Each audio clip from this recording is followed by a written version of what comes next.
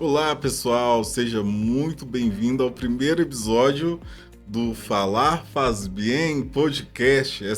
Já estou anunciando aí há alguns dias aí na minha rede social e hoje, né, estamos começando esse projeto inovador e não poderia ser mas assim, hoje eu convidei aqui o Dr. Cúcio, né, um grande amigo meu, né? Ele A gente já tem aí um ano de caminhada e a amizade só vai crescendo e para bater um papo muito legal, né? Hoje a gente tem notado, doutor Curso, É. que as pessoas, né, elas estão solitárias, né? Às vezes rodeadas de pessoas ali, mas muito solitárias, né? No consultório, muitas das vezes eu escuto lá no consultório que elas, apesar de estar rodeadas de pessoas, elas se sentem sozinhas, né? E aí trouxe você aqui para perguntar mais sobre isso, né? A escuta, né? Como deve ser a escuta terapêutica, né? Como que a gente pode escutar uma pessoa terapeuticamente, né? Então, já vou jogando aqui a bola para você. Prazer enorme estar aqui com você, né, e com o nosso público aqui, né? Eu quero falar um pouco realmente sobre a necessidade de escutar. Sim. Hoje a gente não tem tanta essa evolução de querer escutar. Nós somos muito mediatistas, né? Muito de não saber escutar as pessoas. Uma coisa é escutar, outra coisa é saber escutar, né? E esse saber escutar dentro do consultório é muito importante. O profissional ele precisa saber escutar. E a gente, como psicanalista da área, a gente fica muito atento e vai sendo treinado durante anos a entender realmente essa forma de como que as pessoas estão expressando. O escutar, muitas vezes, ele tem uma relação com o nosso ser, com os nossos padrões, com aquilo que está sendo sempre relacionado. E tem um detalhe, né? Tem aquelas pessoas que ficam silenciosas dentro de casa, no trabalho, né? Essas experiências elas vão sendo moldadas, transformadas dentro do consultório, dentro dos tratamentos. E você já sabe, você já sabe muito sobre isso, a sua experiência realmente, que ela equivale bastante para que realmente as pessoas elas se sintam melhor. Então, tá faltando pessoas para escutar, tá faltando profissional, né? Hoje em dia, né, a gente pode dizer que devido depois das redes sociais, né, WhatsApp, né, Instagram, as pessoas elas preferem às vezes estar gastando mais tempo, né, no celular do que interagindo com pessoas. Eu, por exemplo, já fui em algumas festas, né, de família que você vai ali para conversar com a pessoa, né, muitas das vezes, e aí a pessoa tá ali no celular, no largo do celular, né? E, poxa, né, uma hora, né, assim, eu vou estar ali com a pessoa, poderia estar aproveitando aquele tempo, e a pessoa ali no celular, né, e como que a gente faz para mudar isso, doutor? Olha, primeira coisa, celular, ele foi feito para você se comunicar no tempo previsto, não para que você fique diretamente com o celular, né? Pessoa que ela é muito ansiosa, que tem um transtorno de ansiedade com o celular, ela já é classificada como nomofóbica. Vou repetir, é nomofóbica, né? Pessoa que ela fica presa ao celular. Então é necessário ter um tratamento em cima disso. Mas tem um outro detalhe que a gente pode estar falando, é reeducação. Muitas vezes as pessoas elas querem utilizar o celular de qualquer maneira, de qualquer horário, né? Eu lembro que uma certa pesquisa de campo que eu fiz há muitos anos atrás sobre uma especialização e falando exatamente sobre nomofobia, uma das perguntas dentro da pesquisa falava sobre a questão do relacionamento íntimo. E as pessoas elas param, se tiver algum momento o celular tocando ou então chegando alguma mensagem, seja até no relacionamento sexual, né? Elas param para pegar o celular. Isso, gente, é de doer. Nossa, é de doer. Isso destrói qualquer relacionamento. Mas parece que é uma coisa que está virando normal, mas não é. Não é. As pessoas estão perdendo a noção sobre essa questão da tecnologia. Então a gente tem que tomar muito cuidado com relação a isso. Antes se sentava na mesa com os pais, com os amigos, né, com os colegas, para conversar olho a olho ali, bate-papo e tudo mais. Hoje estão se distanciando, colocando esse atendimento, né, essa forma de como se expressar em um mundo virtual e não mais no mundo real. E isso pode ser sim um grande agravamento mais para o futuro. Você que tem uma criança, você que tem um adolescente que fica muito preso ao celular, ou até mesmo os adultos, né? né, os idosos e outros mais, que possam realmente utilizar o celular com consciência. Né? Ele não é um cala-boca, ele não é para isso. Ele é realmente só para um meio de comunicação. E as pessoas estão ficando doentes com relação a isso, sabe, doutor? E estão chegando no consultório muitas pessoas ansiosas com relação a esse tipo de atitude. É uma atitude que está virando um padrão e está sendo passado de geração em geração. Eu fico me perguntando, eu lembro de um texto do Freud, né, que é o Mal-Estar na Civilização, que ele traz muito forte isso, né, a questão das pessoas criarem amuletas, né, para várias coisas, né, para a vida, né. Ele falava assim, por exemplo, a pessoa não tinha condição de viajar o mundo pelo mar andando, então cria-se o navio, né, às vezes a questão da comunicação, que é o telefone. Às vezes a pessoa estava longe e não tinha condição de falar com ela naquele prezado momento, então o homem cria a muleta, que é o telefone. Isso. E às vezes as pessoas, elas quase não conseguem viver mais também sem um celular ali para intermediar uma relação. Né? O que a gente vê muito isso, né? Assim, você está numa festa, a pessoa, em vez de deixar o celular e desenvolver ali um relacionamento, acaba que a pessoa, ela prefere ficar ali no celular respondendo mensagem, coisas às vezes que poderia ser respondida depois, ou talvez muitas das vezes essas mensagens trazem preocupações, né? Não era um lugar para ela se preocupar, mas ela começa a ficar preocupada e aquilo ali atrapalha às vezes a noite dela, a comunhão com a família dela ali.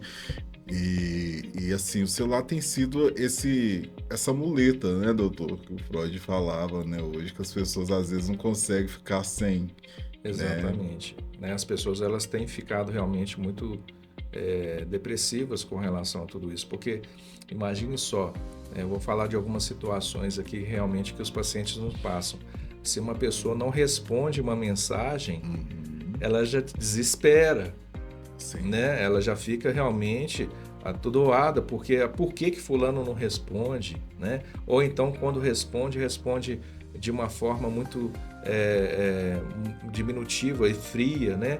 Se utiliza muito a linguagem de figuras, de sinais e tudo mais, que são os emojis, né? E tudo. E isso até mesmo para tentar dar um significado, né, sobre essa comunicação. E isso vai pesando na questão do relacionamento, porque a gente sabe que a escrita, né, ela é muito fria. Isso quando é escrita. Agora, e quando é a exposição? E quando é a imagem? Né? A imagem também, às vezes, não é a real. Não é, às vezes a pessoa fala, olha como eu estou aqui, né, estou muito feliz e tudo mais, mas quando você vê por trás da câmera, a pessoa não está feliz. A pessoa ela está realmente se condoendo diante daquilo que ela precisa ser notada, que ela precisa ter seguidores, que ela precisa, né, olha como que o meu dia a dia, para as pessoas entenderem, para ela entrar realmente em um contexto de ser aceita. Então, a questão da comunicação pelo celular, ela tem buscado pessoas realmente a se desvirtuarem, a não se conhecerem mais. E esses princípios básicos que a gente vê desde as fases, né, lá de quando era criança, depois a pessoa vai se desenvolvendo, ela está sendo desconstruída com o celular. Então hoje nós estamos vendo aí, por exemplo, crianças que estão dormindo tendo relação de gestos passando no celular, porque o dedinho vai passando para cima e para baixo, né? A fixação pela tela, em que muitas vezes as pessoas acham que não traz uma certa doença, mas traz sim uma certa doença, com relação às cores que estão ali, com relação àquilo que está sendo absorvido, porque os seus olhos absorvem aquelas cores, absorvem realmente aquilo que está sendo exposto. Então isso traz sim algumas doenças e já está sendo relacionado isso dentro da medicina, né? E constantemente a gente precisa tomar cuidado. seja em qualquer momento. O excesso, tudo que é excesso, né, doutor? Os excessos trazem problemas, sim. Muitos problemas, né? As pessoas deixam de comer, as pessoas exageram também na comida, né, com relação ao celular, ao aparelho e entre outras coisas mais. Mas é a relação com ela mesma. Ela tem uma dificuldade de ter uma relação com ela mesma.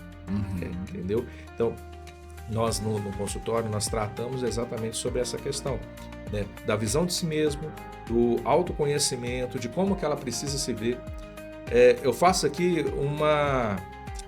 um desafio, vou fazer um desafio aqui para o público, né? Pegue você, tirando o celular, tirando tudo que você tem, tudo que está ao seu redor, fique realmente somente com você, né? A relação com você. Se você tem vínculos, né? Tire esses vínculos e comece a falar de você. Me fale quem é você. Essa pergunta mexe com muita gente no consultório. Nossa, mexeu até comigo. Me fale quem é você. Realmente é uma pergunta profunda, né? E assim, acontece também, além dessa questão do celular, né? A gente vê muito em relacionamentos, que vai ser um tema assim frequente aqui nesse podcast, né? A questão do relacionamento, às vezes do parceiro ali não dá escuta adequada. A gente ouve muito isso, né? No consultório. Eu queria falar sobre algo e a pessoa com que eu vivo, seja o esposo, a esposa, não me dá a escuta adequada, né? Como resolver esse problema, doutor Curso? Isso tem como resolver isso? Tem. É uma pergunta muito boa, né? Olha só, primeiramente, antes de você tentar falar do outro, melhor você falar de si. É melhor você se conhecer. Porque às vezes a pessoa está lá numa dependência do outro e ela não se conhece. Então ela fica consumindo mais os sentimentos do outro, a atenção do outro e menos dela. E ela não consegue relacionar isso. Ela não tem uma relação com ela mesma. Ela não se conhece. Então, o primeiro passo que nós fazemos isso dentro da terapia, dentro do consultório, é conheça a si mesmo. Conhecer a si mesmo, você vai entender realmente o outro, né? Essa relação com o outro, ela é importante? Sim, ela é importante, mas você precisa primeiro se conhecer. Esse se conhecer é que muitas vezes machuca a pessoa. Ela vem de um processo, às vezes, traumático, doloroso durante anos, e que isso pode ser uma repetição, é um padrão de repetição. Pode ter visto, por exemplo, ela não teve um acolhimento adequado com os pais, né? A pessoa ela teve realmente uma necessidade de atenção dos pais que não tinha, e aí ela joga isso quando ela está na fase adulta, junto com o parceiro, da mesma maneira. Então a gente vai reconstruir, relacionar esse passado com o presente, mas de uma forma que ela ressignifique. Então a gente trabalha isso dentro da terapia e a psicanálise ela aprofunda isso, porque diferente de outras abordagens, a psicanálise ela vai trabalhando essa profundidade dentro dos seus padrões adquiridos durante anos. E aí você realmente trabalha ressignificando tudo isso para que no presente, no real, ela consiga realmente ter uma resposta significativa. E isso é importante a gente falar, né? Porque se você não se conhece, como que você ainda quer dar alguma coisa para outra pessoa? Como que você quer adquirir alguma coisa da outra pessoa? Então isso que é forte, isso que é importante. Sim, então é muito importante se conhecer antes de ter cobranças, antes de falar assim, o outro não me escuta, né? O que na verdade é aquela questão, né? O que eu estou querendo com isso, né? Por que eu estou querendo tanto essa atenção, né, do outro? Eu tenho uma frase, né, que eu ouvia muito do meu sogro, que ele falava assim, o que você quer e aonde você quer chegar, né? Eu acho muito interessante isso, a gente falar sobre esse contexto, porque às vezes as pessoas elas não sabem o que elas querem. Às vezes ela está falando de atenção, mas ela está tentando demonstrar outra coisa. Às vezes não é a atenção, né? Às vezes ela quer só falar alguma coisa, né? De algo que ela está sentindo, mas não tem alguém para ouvir. Sim. Então, é necessário que a gente realmente entenda a expressão que essa pessoa está colocando, né? Eu, quando falo expressão, apesar que o programa falar faz bem, né? Aham. Então, é interessante a gente falar, mas a gente tem que notar realmente o comportamento. O comportamento, o corpo fala, gente. O corpo fala. E essas expressões, elas são significativas. Então, talvez você está lá com seu companheiro que está muito isolado, ou então ele está cabisbaixo, ou então ele está na dele. Vamos verificar realmente, né, por conta do que está acontecendo isso, para que você também tenha uma resposta significativa. Mas no consultório, aí é que vem a pegadinha, né? No consultório, a gente não está tratando daquele que não está ali, não. A gente está tratando com aquele que está ali presente com você. Então ele pode até falar, essa pessoa pode até falar da outra pessoa, mas eu tenho que tratar dessa que está ali presente. Então é esse que é o detalhe. E para você ter sucesso no tratamento, nós vamos falar de você. O outro, deixa ele lá, como está. A não ser que você faça terapia de casal. Você considera, doutor Cúcio, aí é uma pergunta bem assim, difícil forte, até de... Você considera que a psicanálise é um remédio para a solidão? Olha, ela chega a ser um remédio desde que a pessoa queira tomar. Tá? Desde que ela queira tomar.